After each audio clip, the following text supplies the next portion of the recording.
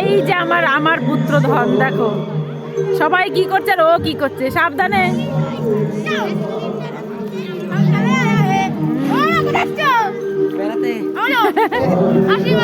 না মামা গাড়ি নিয়ে যাচ্ছে না, আমার টোটো নিয়ে যাবে না। সবার আনন্দ, ওদেরও আনন্দ, দেখো।